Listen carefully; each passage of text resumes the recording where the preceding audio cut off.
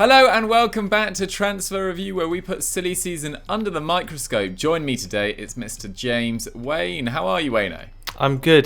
Bit of a busy day, bit of a mad one, but we're there. We're gonna have a good time with this video, aren't we? Yeah, we are indeed. Thinking of mad, I'm increasingly going mad. This is my 8th day without leaving the house, mainly spent in this room due to my isolation, which is finishing on Friday. So nearly there, but yeah, going increasingly mad. Could do with some fresh air. Probably look like I could do with it as well. But anyway, let's kick off transfer review, and we're kicking off with the transfer we like, which is James Maddison potentially going to Arsenal. What is going on with this one, Wayno? Yeah, it seems the deal between Arsenal and James Maddison's drawing ever closer. Football London have reported that Arsenal are preparing a player plus cash deal to land the Leicester number 10.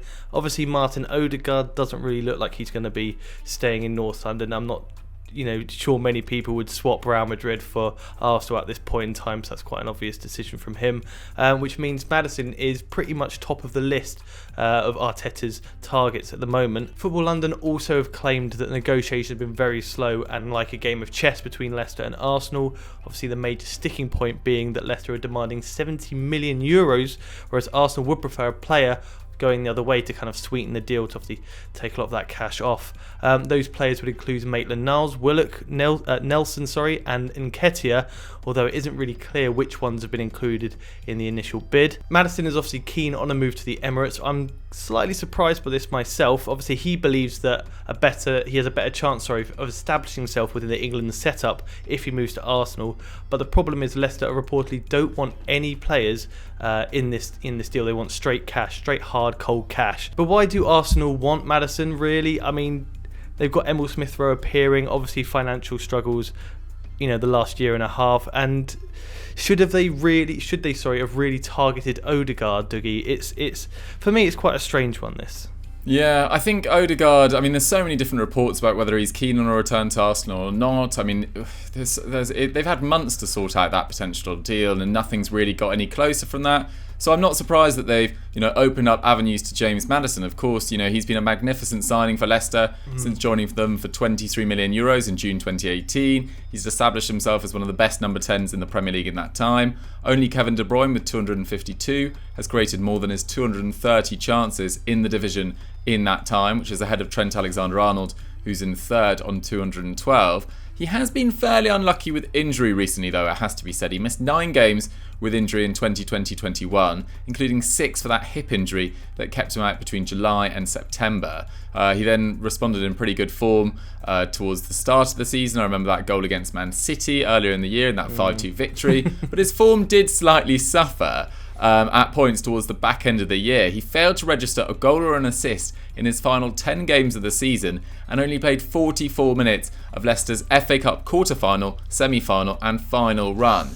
So it was very much like sort of pushed towards the side by Brendan Rodgers, by Kelechi Iheanacho's fantastic form as well. But yeah, it's been a very solid performance for Leicester, let's not get it wrong. 2.4 shots per 90 last term. He's never dipped below 2.3 since being at Leicester. 2.2 key passes as well, which would be crucial for an Arsenal side that was so lacking in creativity last term. And 1.2 dribbles, which was down slightly from 1.7 the year before. But you imagine that's just still recovering from that hip injury. So his 0.39 expected goals and assists per 90 was joint third at Leicester, along with Barnes behind Vardy and Iheanacho.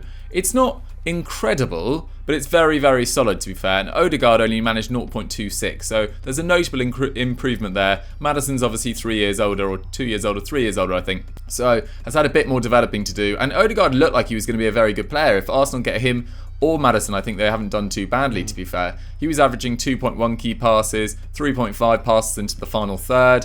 Maddison was only just higher than that with 3.7 passes into the final third.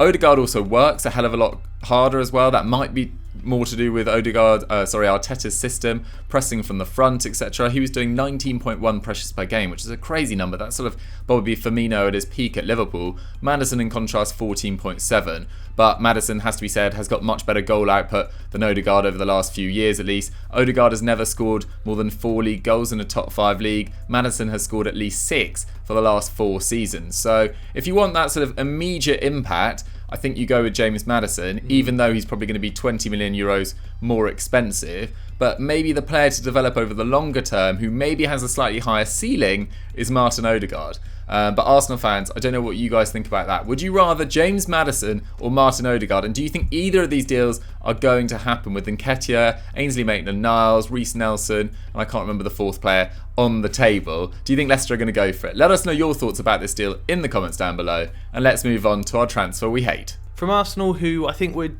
agreeing is doing quite smart business, or at least inquiring about the right players, to Liverpool, who don't seem to be doing much in that way at all, Dougie. Yeah, I think their Liverpool fans are growing slightly impatient with the club's inability to back up the signing of Ibrahima Konate, which looked so exciting when it was made and still is a very exciting signing earlier this summer. They've obviously watched on as Man City look like they've wrapped up a deal for Jack Grealish. They're obviously targeting Harry Kane as well. Man United have brought in Varane and Sancho, and Chelsea are obviously going for Romelu Lukaku. So they're rivals for the top four and the title, as it were, although most people, I think, accept that Man City probably have it wrapped up already, are doing a lot better business than Liverpool right now. They obviously have managed to create some space in their squad, which was crucial going into this season. They've sold Harry Wilson to Fulham, they sold Taiwo Awoniyi to Union Berlin, and they've loaned out Marko Grujic to FC Porto as well. But having lost Gini Wijnaldum to PSG as well, it feels like most Reds fans were expecting more investment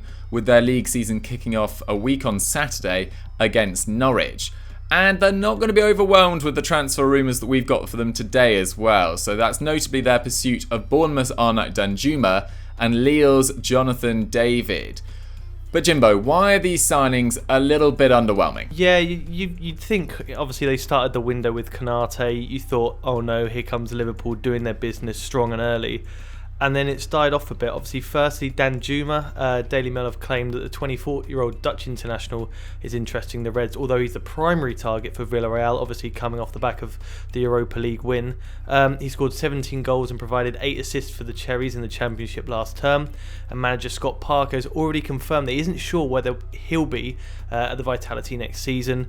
Obviously, they're said to be holding out for 25 million euros, Bournemouth that is, which is above the amount that Villarreal are apparently willing to pay. Although, Danjuma was excellent last year, having an average of 4.2 shot creating actions, 2.1 dribbles per 90. He predominantly plays off the left, obviously a position which Liverpool have a lot of strength in with Mane and Jota. He also failed to make an impact in the 1920 Premier League season, obviously as Bournemouth were relegated. 0 goals, 0 assists in 14 games. Fair enough, only 6 starts, but, it wasn't really impressive for, his, I think it was his maiden top flight appearance definitely his maiden Premier League appearance. So is this kind of too soon for a move? Maybe so. I think maybe a Championship brewing, or even La Liga. Don't kill me for saying this. Obviously, the Premier League is a stronger league than La Liga, so maybe he could flourish better in La Liga. And secondly, Jonathan David. Obviously, it's clear that Liverpool need to kind of break away from Bobby Firmino, with a 29-year-old Brazilian's output falling sharply last few years, really. I mean, a lot of people will argue that he's still contributing in certain ways, but there's been a clear drop-off in what he's actually producing for the club.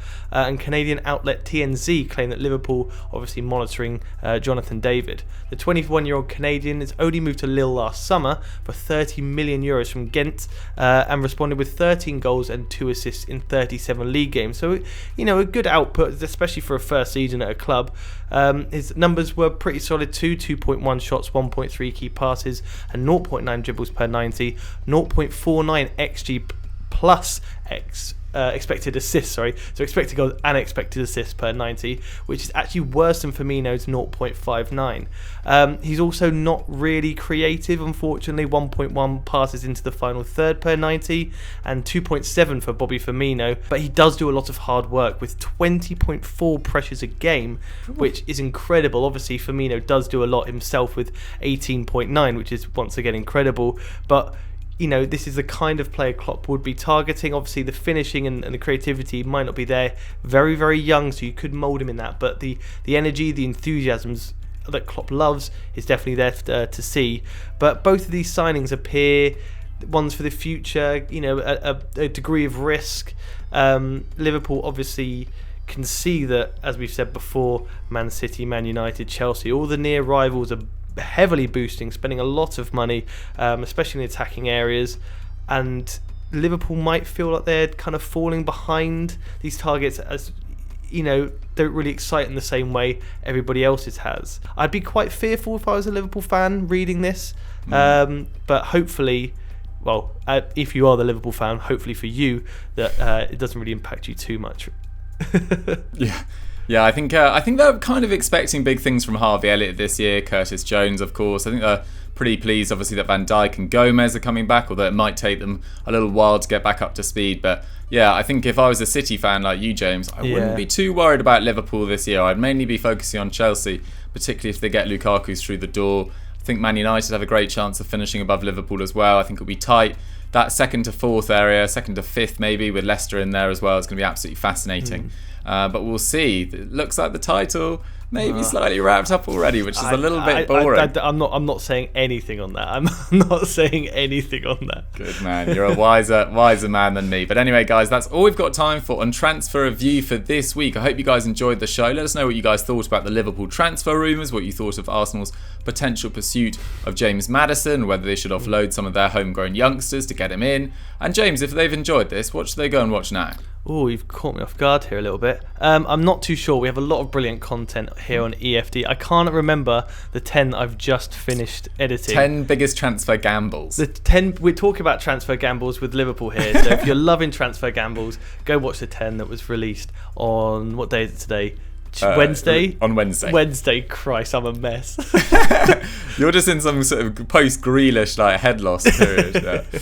Love it. Anyway, guys, thanks very much for watching. We'll catch you next time. Bye.